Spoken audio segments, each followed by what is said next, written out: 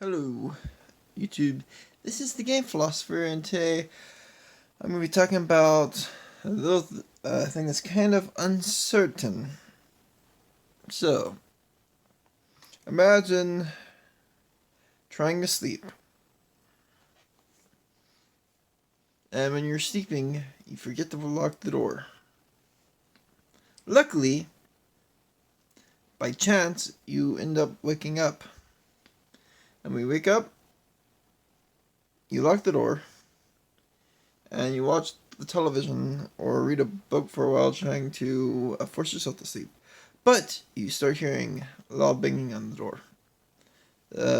First, you think nothing of it. You think it might be a storm or whatever, even though you don't hear any rain.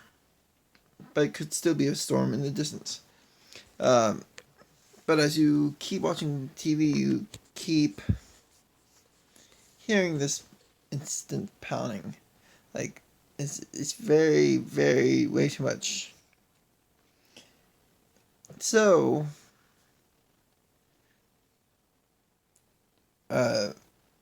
you start hearing drunk people or some drunk person mumble a lot. So as you look outside, you see some dude in his underwear and a t-shirt banging on the door. Then, as the night progresses, the banging gets louder and louder. You try to intimidate the person off of doing it by yelling that you're going to grab a weapon, or asking someone in the house to get a weapon. So when you have the weapon in your hand, you're kind of shaking because just in case, because you're ready for anything. You're not anxious, but you are shaking in anticipation that something might happen. And so someone calls the cops, and so as the cops are getting there, meanwhile, you're standing there trying to still scare the guy off, but at the same time having that weapon in your hand just in case. And what happens is that you don't know if the guy is going to break down the door or not, but you hear what sounds like him trying to break down the door.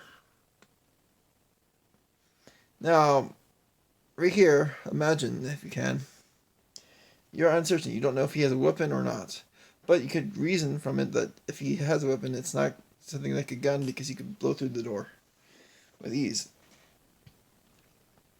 At the same time, you don't know when the cops are getting there and whether or not the door will break down. Now, the cops get there after 5 minutes or so, but it seems more like 15. And when they get there, it's revealed that the crazy looking guy who kept slurring a bunch of stuff that you couldn't understand and banging on the door was actually someone who thought it was his friend's house. He was that drunk. And just as you're hoping that the guy gets arrested, the police let him go and have someone drive him back to his house or whatever. So, that's a true story. But the point is that uncertainty happens. But whether or not uncertainty is a bad thing, that's what I want to talk about today. So, you have that story.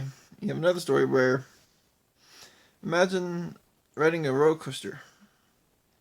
And the roller coaster, you don't know if it's been checked or not to make sure it was completely safe, or if all the stuff, like all the safety features, are working properly. Now,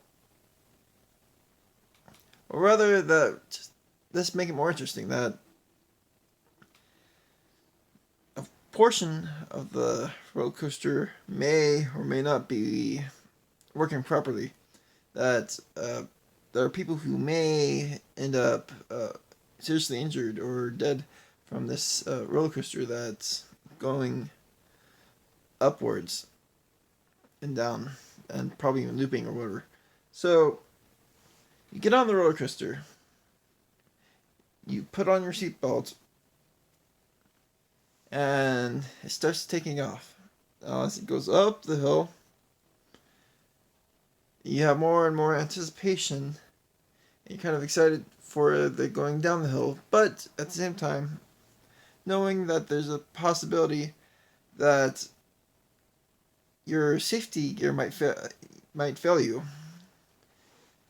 There's a little bit of anxiety or a little bit of doubt and question whether or not you're going to go through with this, and yet it might be too late.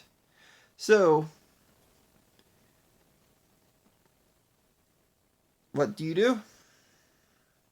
Well, of course you go through the ride and hope whatever happens, and yet another thing would be that even when you're in the line, do you take the chance to enjoy that roller coaster that you might have been wanting to ride for a long time? Or do you not take the chance because you know that something bad might occur on it? So that's pretty much how fate is. That we're riding a roller coaster, or we're in the line for a roller coaster that may or may not have functioning seatbelts or safety equipment, and things could get really bad really quick. So as you have up times that go up, you also have down times. You have times where you don't, but through all this, you don't actually know everything. You could pretend you know, or you could pretend that you don't know, or you could know that you don't know, or even take it to an extreme of negative knowledge that you think that it's all going to go sour. So whether or not the badness is a good thing or a bad thing, well, the thing is that you take the uncertainty, and you consider things like how when we go through certain things like unexpected outcomes, doesn't not make us more happy because while we do suffer a little bit or even get elated from the success, we learn something from it, and from this learning we get stronger, and from this getting stronger, lots of good things happen because we're more able to respond to the events in the future. Now, at the same time, you could say that it's best to plan ahead as much as possible, and that's a symbol of a great mind to plan ahead. And to not have to say that I did not expect it, as Kikero would say On Duties. Now, I don't really have a big favor towards this idea, because you can't really plan for everything. In fact, Kikero could not plan for his own, like how he'd meet his own end when he got assassinated by